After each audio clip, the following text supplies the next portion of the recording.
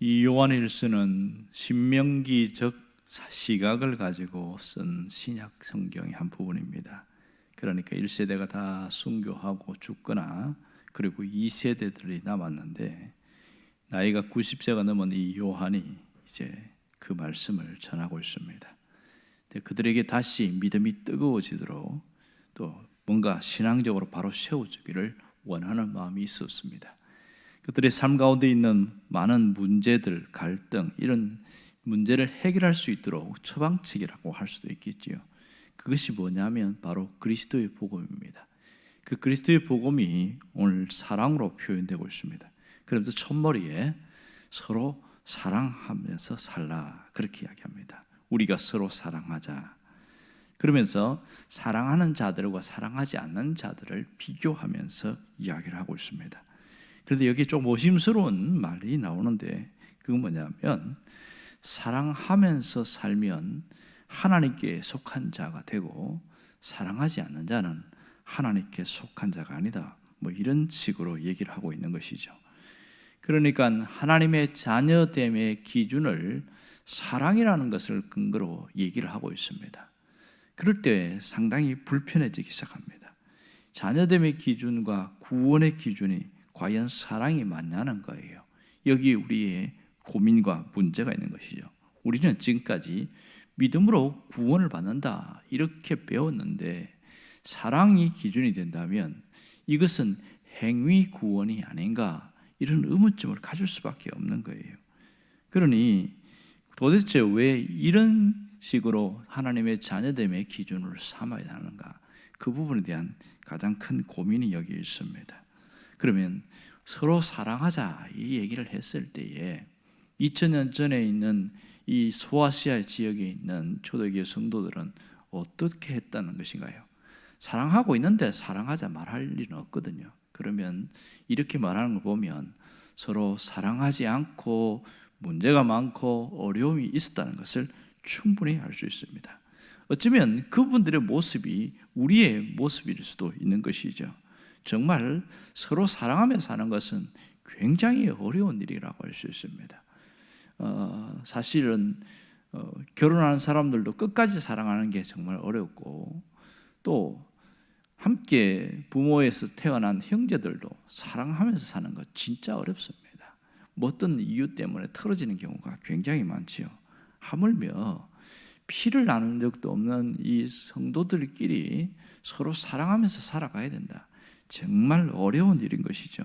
어떤 면에서는 미션 임파서블입니다. 그러니까 불가능한 사명이라고 할 수 있는 것이죠. 이러니 우리가 포기하면서 살아야 되는 거 아닌가 뭐 그런 고민을 하게 되어집니다. 그렇다고 성경에서는 사랑하면서 살아라고 하니까 포기할 수는 없으니까 회피하거나 외면하거나 자기 합리화하면서 살아가게 되어집니다. 그러면서 이런 얘기를 해요. 목사님 저는 그 사람 미워하지는 않습니다. 이렇게 이야기한다는 거예요. 그거 어떻게 삽니까? 그냥 잊어버리고 삽니다. 이렇게 이야기하는 거예요. 그러면 미워하지 않는데 잊어버리고 사는 게 과연 그게 맞는가? 성경은 사랑하라고 했는데 잊어버리라고 하지는 않았거든요. 여기에 갈등이 있는 것이죠. 그럼 마음이 안 편한 거예요. 단순히 그냥 생각 안 하고 사는 것이 편해서 있지만은 양심에 끌리는 것은 있는 것이죠. 그럼 어떻게 형제 사랑이 기준이라고 하느냐? 이것은 사실은 구원받은 조건은 아닙니다. 형제 사랑은 구원받은 것에 대한 증거이고 증명이지 조건은 아닌 것을 먼저 전제로 하고 됩니다. 내가 구원받는 것은 믿음이지만 그 구원받음은 사랑이라는 것을 통하여 증명되어진다. 이 요한의 말은 그 뜻인 것이죠. 자, 오늘 여기서 어떻게 형제를 사랑해야 하는지 그것을 비결을 보여줬는데 바로 10절입니다. 사랑이 여기 있으니 이러면서 무슨 얘기를 하냐면 하나님이 우리를 사랑하사 우리 죄를 속하기 위하여 화목제물로 아들을 보내셨다. 너무 잘 아는 내용 아닙니까? 하나님께서 사랑이 무엇인지를 보여주셨다는 거예요. 우리가 먼저 사랑한 게 아니고 하나님이 우리를 먼저 사랑했는데 아들을 보내서 화목제물, 서로의 관계를 회복시키는 화목제물이 되게 하셨다. 이렇게 말합니다. 이 화목제물은 수직적으로는 하나님과의 관계가 회복되게 만든 것이고요, 또 수평적으로는 사람과의 관계가 회복되게 하는 것, 이것이 화목제물의 모습입니다. 화목제물은 구약의 5가지 제사의 근거를 두고 있는데 그 중에 화목제가 그렇거든요. 제물을 하나님 앞에 드리고 났을 때 일부분은 거의 같은 사람들, 공동체에 있는 사람들과 화해하면서 나눠서 음식을 나눈, 이것이 화목제물의 뜻입니다. 그러니 이 하나님이 사랑해야 되는 게 뭔지를 직접 보여주신 것이죠. 여기서 마치 뭘 잘 못하는, 군대 가면 교관이 있고 어디 가면 시범 보이는 사람이 있는데 그런 사람들이 사랑이 뭐냐, 진짜 사랑을 내가 알려줄게, 이대로만 한번 배우고 연습해 보면 돼, 이러면서 사랑을 보여준 게 예수님이 통한 화목제물, 그런 얘기를 하고 있습니다. 자, 그러니 이 사랑은, 우리가 지금까지 한 사랑은 기브 앤 테이크의 사랑이었습니다. 내가 하나를 주었으면 상대방도 하나를 줘야 이게 만족스러운 거거든요. 그러니 그런 사랑이 익숙한 사람들에게 그것은 사실은 진짜 사랑이 아니고, 진짜 사랑은 그냥 주는 거야, 이걸 보여주신 거죠. 여기에서 지금 강조하고 있는 것은 사랑의 개념입니다. 대가를 바라지 않고 주는 것, 이것이 진짜 사랑이다, 이것을 직접 몸으로 보여주신 것이죠. 그러므로 이 주님의 죽으심을 통하여 깨닫기를 원하는 것은 사랑이 뭔지를 보여주셨고 그 사랑을 흉내만 내도 된다, 그 얘기를 하고 있는 겁니다. 그러니 주님을 따라가는 사람들은 나를 통해서 그 사랑이 통과해서 흘러가게 만들기만 해도 잘하는 것이다, 그 얘기를 하고 있습니다. 자, 하나님이 우리에게 원하는 것은 나를 통해서 하나님의 사랑이 표현되기를 원하고 있는 것이죠. 여러분, 우리는 충분히 하나님의 사랑을 받았다는 것에서는 의심의 여지가 없습니다. 지금도 하나님이 나를 사랑하는 것도 알고 있습니다. 내가 잘할 때만 사랑하는 것이 아니라 정말 하나님 앞에 잘 못하고 실수가 많고 죄가 있고 그럼에도 불구하고 하나님이 우리를 사랑하는 것을 알고 있어요. 그렇다면 그 사랑이 드러나면 좋겠다. 어떻게 드러나는 거예요? 사랑받으면 알고 있는데 사랑이 나를 통해서 흘러가기를 원하는 겁니다. 좀 전에 이런 얘기를 한 적이 있잖아요. 관계가 뒤틀린 사람은 사실은 내가 잘못하기보다는 상대방 때문에 자존심이 상하고 화가 나고 막 이래서 안 보려고 하는 사람도 있습니다. 그리고 아예 말도 섞기 싫은 그런 사람도 있단 말이에요. 이거 어떻게 할 거냐는 거예요. 그러니 사랑하라고 말을 했다고 해서 직접 가서 얘기를 하고 뭐 그렇게 풀 수도 있지만 때로는 그렇게 할 수 없는 지경이 있는 경우도 있어요. 이럴 때는 하나님과 나와의 관계에서 틀어지지 않도록 미워하는 것을 털어내는 것이 대단히 중요합니다. 이게 소극적 사랑이에요. 미워하는 것을 털어내지 않으면 내 안에 있는 그 미움이 나를 갉아먹고 인생을 파괴해 나가기 때문에 하나님의 사랑은 주는 것이기 때문에 그 마음을 먼저 밀어내는 겁니다. 간단하지요. 하나님, 내가 그 사람 미워하는 거 오늘 끝내겠습니다 하고 선언하면 되고, 더 나아가서 미움의 감정을 털어내려면 그 사람을 축복해 주면 됩니다.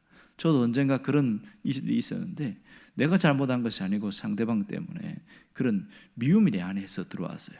근데 뭐 잊어버리면 되지, 안 보면 되지 하고 외면하고 살았는데 이 말씀을 준비하면서 갑자기 그런 생각이 드는 거예요. 잊어버린다고 되는 게 아니라 이걸 정리를 해야 되겠다. 뭐 만나러 가지는 않지만 그래서 내가 하나님 앞에 기도하기 시작한 거예요. 하나님, 오늘부터 미워하지 않겠습니다. 하나님, 그 사람을 적극적으로 사랑하지 않지만 더 이상 미워하지 않겠다고 하고 축복하기 시작했습니다. 생각나면 축복하고. 그랬더니 희한한 일이 뭐냐면 내 안에 있는 그 응어리진 마음, 그 미움의 마음이 툭 떨어져 나가는 거예요. 이거구나. 가장 중요한 것은 소극적인 사랑이, 이게 모든 사람 적극적인 것도 있지만 내 안에 있는 미움을 털어버리는 것이, 그것이 자유함입니다. 여기서부터 출발해야 되고요. 또 하나는 하나님의 사랑이 적극적으로 표현되는 것은 흘려보내는 것이 중요한 것이죠. 내가 정말 주님처럼 그렇게 사랑할 수는 없어요. 이렇게 할 수 없습니다. 가끔 우리가 그런 경험을 봅니다. 병원을 간다든지 어떤 경우를 보면 정말 헌신적으로 사랑을 표현하는 분들이 있습니다. 그런 걸 볼 때마다 야, 대단하다. 어떻게 가족도 할 수 없는데 저렇게 할 수 있을까? 병상에 누워있는 분들을 보면 진짜 그분들 간호하는 거 정말 어렵습니다. 특히 오랫동안 가족들도 외면하는데 가족이 아닌 사람들을 돌보는 그런 분들이 있더라고요. 호스피스 병동에 가봤더니 전혀 가족이 아니고 그냥 자원봉사로 왔는데 이분들을 돌보는 그런 사람들이 있어요. 야, 진짜 대단하다 이런 생각을 했습니다. 어떻게 그게 가능할까? 그러면 먼 말처럼 봤다가 가까이 보니까 원래 자기가 그런 사람이 아니래요.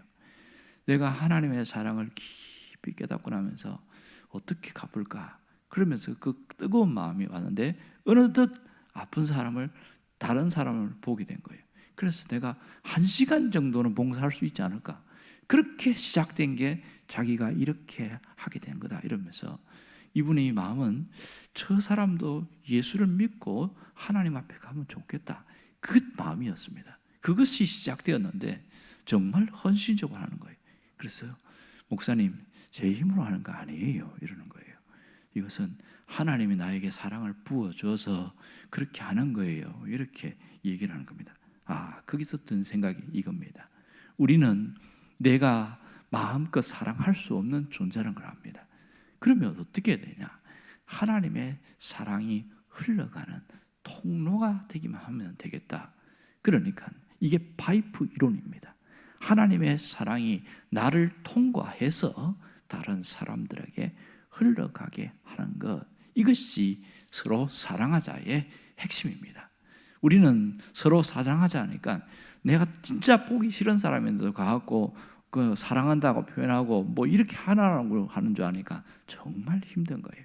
그게 아니라 하나님의 사랑이 나를 통과해서 흘러가게 만드는 겁니다. 여기는 소극적인 사랑이 있고 적극적인 사랑이 있습니다. 그러므로 파이프라는 것을 알아야 됩니다. 적어도 내가 직접 만나서 얘기할 수는 없지만 미워하는 감정만큼은 완전히 털어버리고 나가야 됩니다. 그리고 늘 나는 파이프라는 생각을 갖고 살면 굉장히 쉽습니다. 이 놀라운 것은 하나님의 사랑이 내 안에 머물고 있어야 파이프가 되거든요. 파이프는 통로란 말입니다. 그러니 가장 먼저 누가 사느냐 하면 내가 먼저 살아나는 거예요. 하나님의 사랑이 내 안에 머물렀다가 통과하고 가니까 그것이 내 안에서 놀랍게 내가 살아나게 사는 겁니다.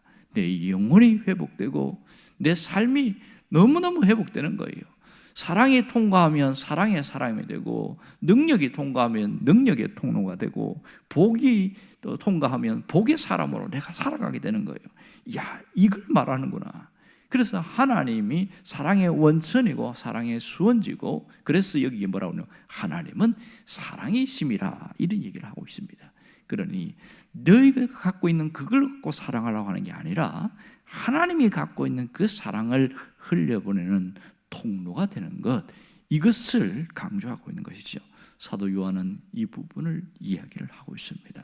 그러므로 오늘 요한일서 4장을 통해서 우리가 깨닫는 것은 나를 통해서 하나님의 사랑이 표현되게 해 주옵소서, 그 기도가 필요한 것이죠. 우리는 철저한 하나님의 파이프라는 사실을 놓치지 말아야 됩니다. 사랑의 파이프가 되기도 하고 은혜의 파이프가 되기도 하고 복의 파이프가 되기도 하는 것이죠. 오늘 우리가 기도할 것은 주님, 나를 통해서 하나님의 사랑이 통과되게 하시고 표현되게 하옵소서. 그럴 때에 우리의 가정과 내가 머물고 있는 곳과 모든 것이 따뜻하게 되어지고 마치 물이 들어왔을 때에 새싹이 올라오듯이 우리의 삶에 새로운 회복이 일어나기 시작합니다. 여러분이 그 사람 되기를 주의 이름으로 축원합니다. 기도하겠습니다.